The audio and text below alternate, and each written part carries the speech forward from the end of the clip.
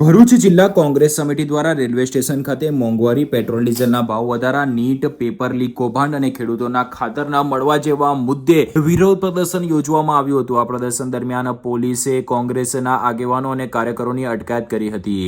એક તરફ ભારતીય જનતા પાર્ટી દ્વારા કેન્દ્રની નરેન્દ્ર મોદી સરકારના સફળ અને યશસ્વી 12 વર્ષ પૂર્ણ થવાના ઉપલક્ષમાં ભરૂચ જિલ્લા ભારતીય જનતા પાર્ટી દ્વારા વિવિધ સરકારના સારા કાર્યો ગણાવવા માટેના કાર્યક્રમો કરવામાં આવી રહ્યા છે। બીજી તરફ હવે કોંગ્રેસે પણ મોંઘવારી સહિતના વિવિધ મુદ્દાઓને લઈને ભરૂચમાં અનેક કાર્યક્રમો યોજી નાખ્યા છે। ભરૂચ જિલ્લા કોંગ્રેસ પ્રમુખ રાજેન્દ્રસિંહ રાણાના નેતૃત્વ હેઠળ આ કાર્યક્રમો યોજાયા હતા। કાર્યકરોએ પ્રતિકારાત્મક રીતે વિરોધ નોંધાવ્યો હતો। તેમણે લારી પર મોપેડ મૂકી પેટ્રોલ ડીઝલના વધતા ભાવથી સામાન્ય જનતા પર પડતા આર્થિક બોજને ઉજાગર કર્યો હતો। આ ઉપરાંત મોંઘવારીની જેલનું પ્રતિકાત્મક નિર્માણ કરીને સરકારની આર્થિક નીતિઓનો વિરોધ કરવામાં આવ્યો હતો। કોંગ્રેસના આગેવાન રાજેન્દ્રસિંહ રાણાએ જણાવ્યું હતું કે કેન્દ્ર અને રાજ્ય સરકારના શાસનમાં જીવન જરૂરિયાતની ચીજ વસ્તુઓના ભાવ સતત વધી રહ્યા છે। આના કારણે મધ્યમ વર્ગ અને ગરીબ વર્ગના લોકોનું જીવન મુશ્કેલ બન્યું છે। તેમણે રસોઈ ગેસ, ઈંધણ, ખાદ્ય ચીજ વસ્તુઓ અને કૃષિ ખર્ચમાં થયેલા વધારાથી સામાન્ય પરિવારના બજેટો ખોરવાઈ ગયા હોવાનો દાવો કર્યો છે। આ પ્રદર્શનમાં પૂર્વ જિલ્લા ભાજપ પ્રમુખ પરિમલસિંહ રાણા, શહેર કોંગ્રેસ પ્રમુખ સલીમ અમદાવાલી, નગર સેવક હેમેન્દ્ર કોઠીવાલા, જિગ્નેશ બ્રહ્મભટ્ટ, જુબેર પટેલ, જિલ્લા મહિલા કોંગ્રેસ પ્રમુખ જ્યોતિબેન તડવી સહિત મોટી સંખ્યામાં કોંગ્રેસના હોદ્દેદારો અને કાર્યકરો ઉપસ્થિત રહ્યા હતા। વિરોધ પ્રદર્શન દરમિયાન પોલીસે કાર્યકરોને આગળ વધતા અટકાવી તેમની અટકાયત કરી હતી। આના કારણે સ્થળ ઉપર થોડા સમય માટે તંગદિલીનો માહોલ સર્જાયો હતો। કોંગ્રેસના આગેવાનોએ ચેતવણી આપી હતી કે જો મોંઘવારી સહિતના જનહિતના પ્રશ્નોનું તાત્કાલિક નિરાકરણ નહીં આવે તો આગામી સમયમાં વધુ ઉગ્ર આંદોલન કરવામાં આવશે તેમ તેમણે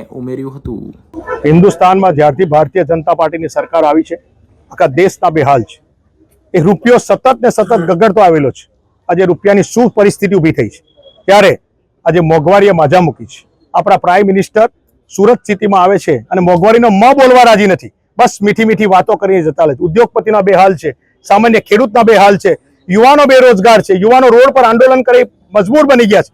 આજે રોજીરોટી નથી, આજે જીવન જરૂરિયાતની વસ્તુ કરું તો આજે ગેસ, પેટ્રોલ, ડીઝલ અને જીવન જરૂરિયાત તેલથી લઈને અનાજથી લઈ તમામ વસ્તુના આસમાને 300 ગણો ભાવ વધારો છે।